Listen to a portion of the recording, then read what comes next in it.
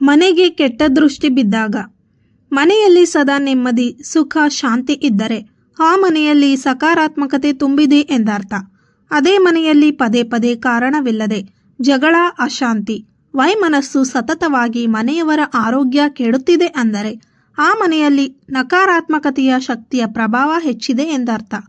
ಹಾಗಾದರೆ ಬನ್ನಿ ನೋಡೋಣ, ಮನೆಗೆ ಕೆಟ್ಟ ದೃಷ್ಟಿ ಬಿದ್ದಾಗ ಸಿಗುವ ಸೂಚನೆಗಳು ಏನು ಎಂದು.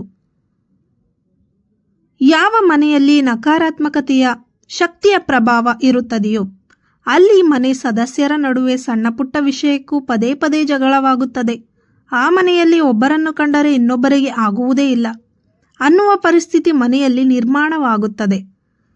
ಆ ಮನೆಯಲ್ಲಿ ಇರಲು ಇಷ್ಟವೇ ಇರುವುದಿಲ್ಲ.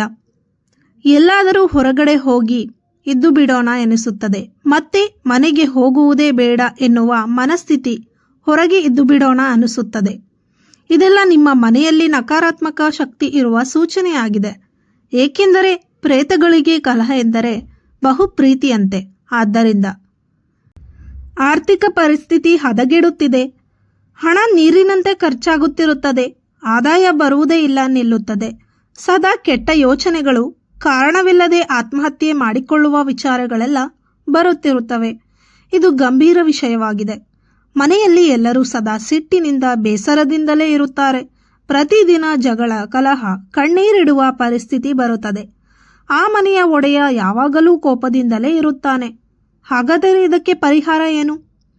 ನಮ್ಮ ಭಾರತೀಯ ಸಂಸ್ಕೃತಿಯಲ್ಲಿ ಮೊದಲಿನಿಂದಲೂ ನಮ್ಮ ಪೂರ್ವಜರು ಸಾಕಷ್ಟು ಮುನ್ನೆಚ್ಚರಿಕೆ ವಹಿಸುತ್ತಿದ್ದರು. ಯಾವುದೇ ಕೆಟ್ಟ ದೃಷ್ಟಿ ತಾಕದೇ ಇರುವ ಹಾಗೆ ನೋಡಿಕೊಳ್ಳುತ್ತಿದ್ದರು. ಆದ್ದರಿಂದ ಅವರ ಜೀವನ ನೆಮ್ಮದಿಯಿಂದ ಕೂಡಿರುತ್ತಿತ್ತು ಮತ್ತು ಅವರು ಆರೋಗ್ಯವಾಗಿರುತ್ತಿದ್ದರು. ಹಾಗಾದರೆ ನಮ್ಮ ಪೂರ್ವಜರು, ನಮ್ಮ ಅಜ್ಜಿ ಹೇಳುವ ಪ್ರಕಾರ ಮನೆಗೆ ಕೆಟ್ಟ ದೃಷ್ಟಿ ಬಿದ್ದಿದ್ದರೆ ಈ ವಿಧಾನ ಮಾಡಿ ನೋಡಿ. 1. 3 ಒಣಮೆಣಸಿನಕಾಯಿ, ಸ್ವಲ್ಪ ಕಲ್ಲುಪ್ಪು, ಸ್ವಲ್ಪ ಸಾಸಿವೆ ಹಿಡಿದುಕೊಂಡು ಮನೆಯ ಎಲ್ಲ ಕೋಣೆಗಳಲ್ಲಿ 3 ಸಲ ನಿವಾಳಿಸಿ. ನಂತರ ಅವೆಲ್ಲವನ್ನು ಮನೆಯ ಆಚೆ ಸುಟ್ಟು ಬಿಡಿ. ದೃಷ್ಟಿ ನಿವಾರಣೆಯಾಗುತ್ತದೆ. 2. ಒಂದು ಹತ್ತಿ ಬತ್ತಿಯನ್ನು ತೆಗೆದುಕೊಂಡು ಅದನ್ನು ಸಾಸಿವೆ ಎಣ್ಣೆಯಲ್ಲಿ ಚೆನ್ನಾಗಿ ಅದ್ದಿದ ಬತ್ತಿಯನ್ನು ಮನೆಯ ಎಲ್ಲ ಸದಸ್ಯರ ಮೇಲೆ 3 ಸಲ ನಿವಾಳಿಸಿ. ಆಮೇಲೆ ಅದನ್ನು ಸುಟ್ಟು ಬಿಡಿ.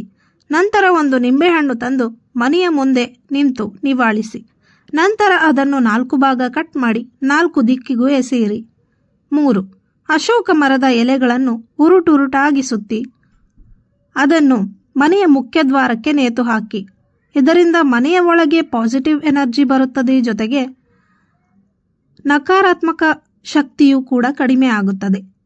4. ನಿಮ್ಮ ಮನೆಯ ವಾಸ್ತುವನ್ನು ಒಮ್ಮೆ ಪರಿಶೀಲಿಸಿ ನಿಮ್ಮ ಕುಲಗುರುಗಳಿಗೆ ಪರಿಹಾರವನ್ನು ಕೇಳಿ. 5. ಕೊನೆಯದಾಗಿ ದೇವರ ಮೇಲೆ ನಂಬಿಕೆ ಇಡಿ. ದೇವರು ಯಾವತ್ತೂ ಕೂಡ ನಿಮ್ಮ ಕೈ ಬಿಡುವುದಿಲ್ಲ. ವರ್ಷಕ್ಕೆ ಒಮ್ಮೆ ಆದರೂ ನಿಮ್ಮ ಮನೆ ದೇವರು ಅಥವಾ ಕುಲದೇವರು ಯಾವುದಾದರೂ ಪುಣ್ಯ ಕ್ಷೇತ್ರಕ್ಕೆ ಹೋಗಿ. ಇದರಿಂದ ಎಲ್ಲ ನೆಗೆಟಿವ್ ಎನರ್ಜಿ ಕೂಡ ಮಾಯವಾಗುತ್ತದೆ.